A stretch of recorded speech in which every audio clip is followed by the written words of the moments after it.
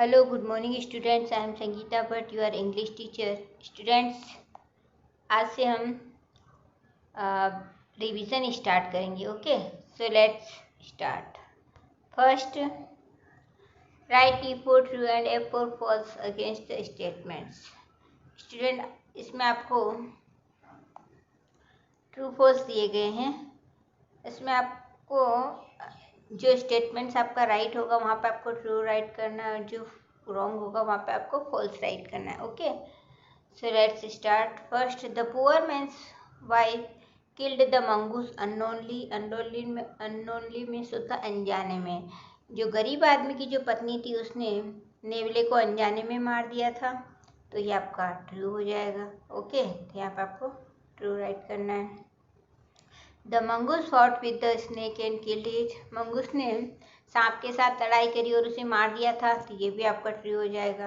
Okay, next, a poor man and his wife lived in A town. Poor man और उसकी पत्नी नगर में रहते थे, तो ये आपका फॉल्स हो जाएगा. वे तो नगर के बाहर रहते थे ना, तो ये आपका फॉल्स हो जाएगा. Next, they left their baby under the guard of a servant. वे जब काम के लिए बाहर जाते थे तो अपने बच्चे को किसी नौकर की निगरानी में रख के जाते थे, तो ये भी फॉल्स होगा क्योंकि वो तो नेवले के पास रख के जाते थे, है ना. तो इसमें भी फॉल्स राइट करना है. Next, the poor man did not repent but he was happy. जो गरीब आदमी था वह नेवले के मरने पर नहीं पछता रहा था और वह खुश था, तो ये भी फॉल्स होगा क्योंकि जो गरीब आदमी था वह नेवले की मौत पे काफ़ी पछता रहा था और वह काफ़ी दुखी था, है ना. अब हम इसके क्वेश्चन आंसर देखेंगे. नेक्स्ट है फिल इन द ब्लैंक्स. यहाँ पे आपको ऑप्शन दिए गए, इससे करेक्ट ऑप्शन चूज करके आपको ब्लैंक में फिल करना है ना. फर्स्ट है when I started for school it. जब मैंने स्कूल जाना शुरू ही किया था कि क्या होने लग गया था, बिगन टू रेन, बारिश शुरू हो गई थी. तो फर्स्ट में आपको बिगन टू फिल करना है ना. नेक्स्ट है your servant has proved himself very true to. इसमें आपका फेथफुल आ जाएगा. आपका जो नौकर है वह अपने आप को आपके लिए वफादार साबित करता है, तो इसमें सेकेंड में आपको फेथफुल फिल करना है. Next, do you know what will tomorrow. इसमें आपका हैपन आ जाएगा.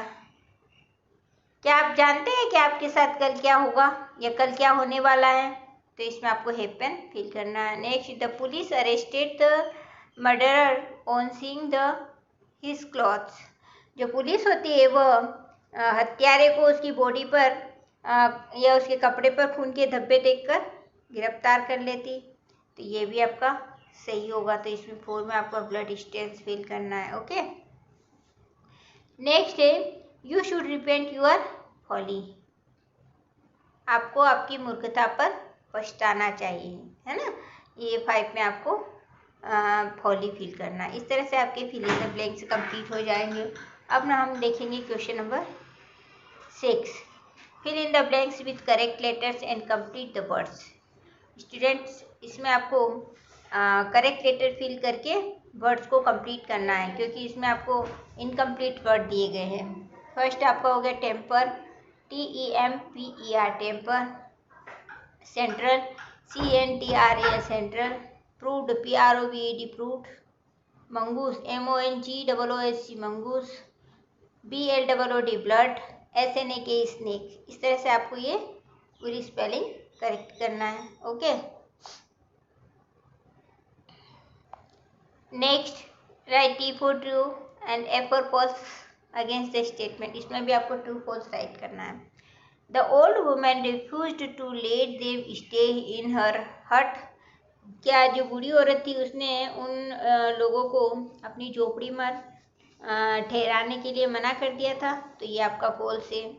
इसमें आपको फॉल्स फिल करना है. ठीक है. Next, the pot which the thieves found was full of gold.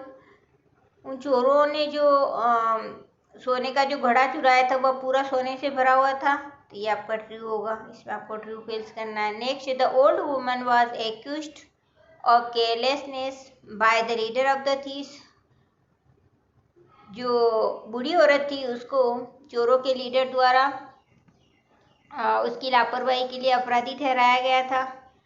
तो यह आपका ट्रू होगा, है ना, ये करेक्ट है, क्योंकि जो चोरों का लीडर था उसने बूढ़ी औरत को उसकी केयरलेसनेस के लिए अपराधी ठहराया था। Next, without any search they reach the हट of an old man.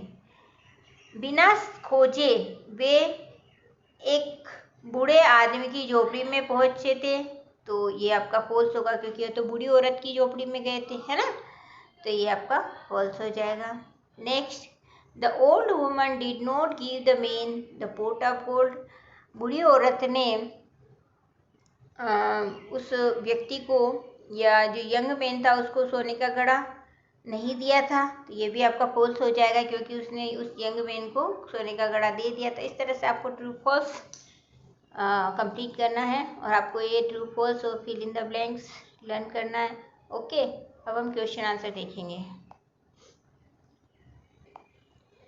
First, write opposite words given below. आपको नीचे जो अपोजिट वर्ड दिए गए उनको लर्न करना है ना। टोल्ड का क्या हो जाएगा?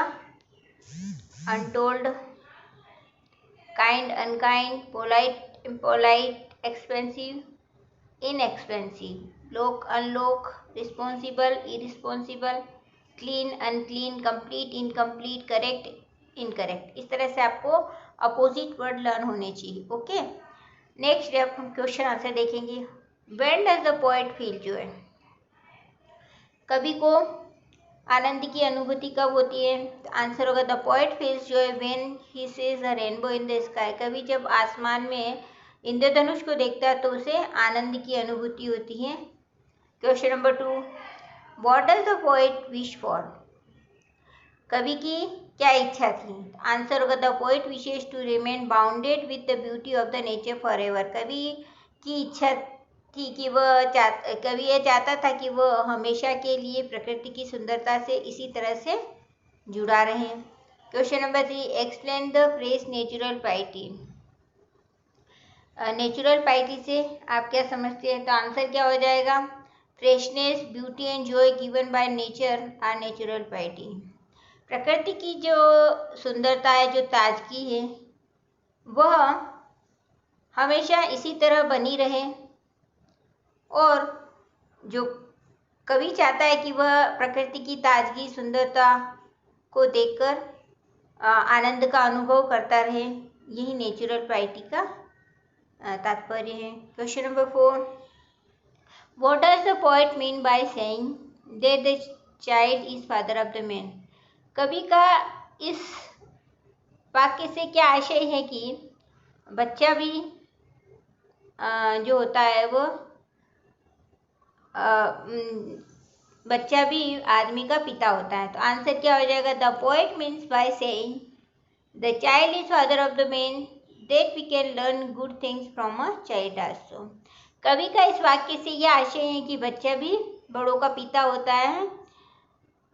मीन्स इस वाक्य से यह आशय है कि बड़े भी बच्चों से कई सारी अच्छी अच्छी चीज़ें, अच्छी अच्छी बातें सीखते हैं। इसलिए कवि ने बच्चे को भी बड़ों का पिता बताया है। Question number 5, how did the poor man treat the mongoose? जो गरीब आदमी था वह मंगूस के साथ कैसा व्यवहार करता था? तो the poor man treated the mongoose his own child. जो गरीब आदमी था वह मंगूस को अपने बेटे की तरह ट्रीट करता था, या वह मंगूस के साथ अपने बेटे के जैसा व्यवहार करता था। Next, question number 6, how did the mongoose prove itself faithful? Mongoose ने अपने आप को वफादार कैसे साबित करा? तो आंसर होगा the mongoose saved the baby from the snake and proved itself faithful. Mongoose ने स्नेक से उसके बेटे की रक्षा करी और अपने आप को वफादार साबित करा था। Question number 7, why did the poor man's wife repent? जो गरीब आदमी की पत्नी थी वह क्यों पछता रही थी? तो the poor man's wife repented her folly. गरीब आदमी की पत्नी उसकी मूर्खता के लिए पछता रही थी। Question number 8, what lesson do you learn from this story? इस कहानी से आपको क्या शिक्षा मिलती है? तो आंसर होगा we learn from this story that never do anything in haste without thinking over it.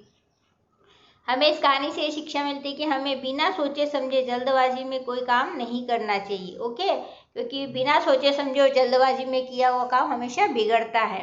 Okay, next है question number 9, what did the leader of the thieves से? जो चोरों का जो लीडर था उसने क्या कहा था? तो their leader said, I fear we can not reach our village safely with all this gold. जो चोरों का जो लीडर था उसने कहा कि मुझे डर है कि हम इस सोने के साथ सुरक्षित गांव नहीं पहुंच सकते हैं। Next question number 10, what condition did they put before the old woman for returning the port? जो चोर थे उन्होंने बूढ़ी औरत के सामने जो सोने का घड़ा रिटर्न करने के लिए क्या शर्त रखी थी? तो आंसर होगा the condition was not to give the port to anyone until the three of them come together. यहाँ पे आपका पोर्ट होगा, पोर्ट नहीं, P-O-T, पोर्ट। ओके, आर को हटाना आपको ना। चोरों के लीडर ने बूढ़ी औरत के सामने घड़ा रिटर्न करने के लिए कंडीशन रखी थी कि इस घड़े को हम में से किसी एक को आपको ये घड़ा नहीं देना है, हम तीनों ही आकर तीनों एक साथ आएंगे और इस घड़े को आपसे लेके जाएंगे। Okay, next question, in whose favour was the judgement given? न्याय किसके पक्ष में हुआ था? तो आंसर होगा the judgement was given in favour of the old women. जो न्याय था वो बूढ़ी औरत के पक्ष में था। Question number 12, Why did the two thieves give up the case? दोनों चोरों ने केस वापस क्यों ले लिया था? तो आंसर होगा the two thieves gave up the case because they feared lest their secret should be disclosed. दोनों चोरों ने केस इसलिए वापस ले लिया था क्योंकि उन्हें डर था कि उनका जो सीक्रेट है उसका खुलासा ना हो जाए, इसलिए वे डर गए थे और उन्होंने अपना केस वापस ले लिया था। स्टूडेंट्स, आपको ये सारे क्वेश्चन आंसर एक्सरसाइज तो लर्न करना ही है, इसके अलावा आपको वर्ड मीनिंग भी लर्न करना है। ओके, आपको जो वर्ड मीनिंग दिखाई है ना उसको भी आपको लर्न करना है ताकि आप यूनिट टेस्ट अच्छे से दे सके। आपको ये सारे क्वेश्चन आंसर अच्छे से लर्न होना चाहिए। ओके, ये लर्न करके आपको घर पे एक रफ कॉपी में रिटन टेस्ट देना ताकि आपकी स्पेलिंग की जो मिस्टेक है वो स्पेलिंग मिस्टेक क्लियर हो जाए। ओके, और आप अच्छे से टेस्ट दे सके। Okay, thank you. Have a nice day.